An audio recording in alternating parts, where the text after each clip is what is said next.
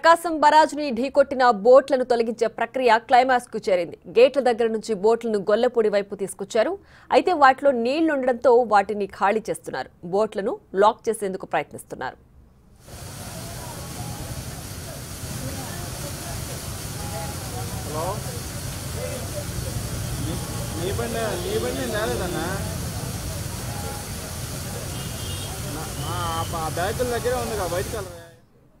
మరింత సమాచారం మా ప్రతినిధి శివ లైవ్ లో అందిస్తారు. శివ, చెప్పండి, బోట్ల తొలగింపు ప్రక్రియ దాదాపు ముగింపు దశకొచ్చినట్లు తెలుస్తోంది. ఎప్పటిలోపు ఇవి క్లియర్ చేసే అవకాశం ఉంది? దీనికి సంబంధించి పూర్తి డీటెయిల్స్ ఏంటి? ప్రియా, మొత్తం మీద చూసుకుంటే ప్రకాశం బ్యారేజీ సపోర్టింగ్ వాల్ అలాగే గేట్లను ఢీకొన్న ఘటనకి సంబంధించి కూడా ఏదైతే బోట్లను తొలగించే ప్రక్రియ కొనసాగుతూ ఉంది. కానీ దాదాపుగా 7 రోజులుగా నిర్విరామంగా శ్రమిస్తున్నా కానీ ఏ రోజుకు ఆ రోజు తుది దశకు చేరుకుంటున్న పరిస్థితి కనిపిస్తూ ఉంది. ఇంకా ప్రకాశం బ్యారేజీకి సంబంధించి కూడా ఏదైతే గేట్ల వద్ద 2 బోట్లు లోపలికి, 1 బోటు పైన పరిస్థితి కనిపిస్తూ ఉంది. వాటిని తొలగించేందుకు ఈరోజు ఉదయం నుంచి కూడా 2 కార్గో బోట్లని ఒకదానికొకటి లింకప్ చేసి వాటి మధ్య ఒక సపోర్టింగ్ బీమ్ను కూడా ఏర్పాటు చేశారు. సో ఆ బీమ్ ద్వారా కిందకి ఆ బోట్ నుంచి 5, ఈ బోట్ నుంచి 5 కిందకి చైన్ సిస్టమ్ వేసి అడుగునున్న బోట్లని లాగేందుకు ప్రయత్నం చేస్తూ మరొక వైపు ఆ బోట్లలో ఉన్న వాటర్ని తోడేందుకు కూడా ప్రయత్నాలు చేశారు. అయితే ఒకవైపు వాటర్ తోడుతున్నారు, మరొక వైపు లింక్ చేస్తున్నప్పటికీ లాక్ అవడానికి చాలా ఇబ్బంది పడుతూ ఉంది. ఒకవైపు లాక్ అవుతున్నట్టే అవుతుంది, ఒక సైడు లాక్ అవుతుంది, మరొక వైపు విడుదలవుతున్న పరిస్థితి కనిపిస్తూ ఉంది. దీంతో ఈరోజు ఉదయం నుంచి కూడా ఏదైతే బోట్లకు సంబంధించి వెలికి తీసే ప్రక్రియ పూర్తి స్థాయిలో కూడా కొనసాగుతూ ఉంది. అనుకున్న స్థాయిలో కూడా కొనసాగట్లం.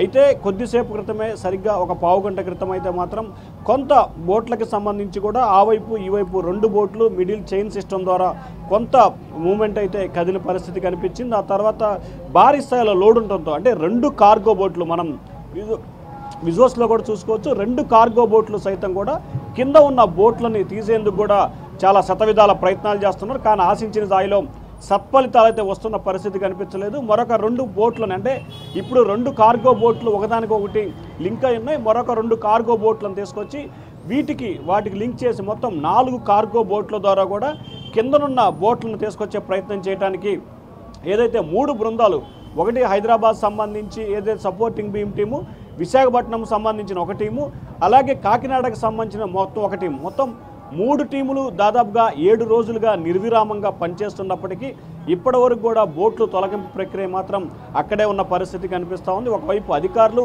మరొక వైపు నిర్వాహకులు పూర్తి స్థాయిలో కసరత్తు జరుగుతున్నప్పటికీ ఆశించిన స్థాయిలో సత్ఫలితాలు అయితే రావటం లేదు. కానీ ఏ రోజుకు ఆ రోజు సరికొత్త టెక్నాలజీని, సరికొత్త plan A, plan B, plan C, plan D, plan H వరకు కూడా కొనసాగింది.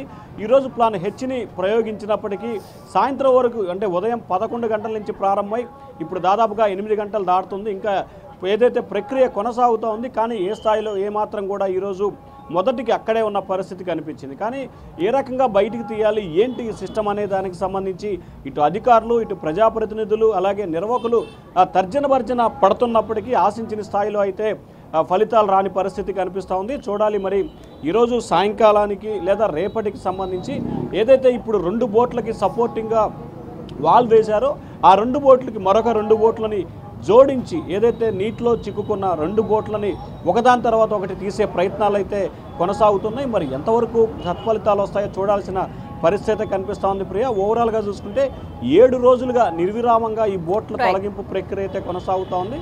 ప్రస్తుతానికైతే మాత్రం అదే పరిస్థితి యథావిధిగా కూడా కొనసాగుతూ ఉంది. Right Shiva, thanks for the updates.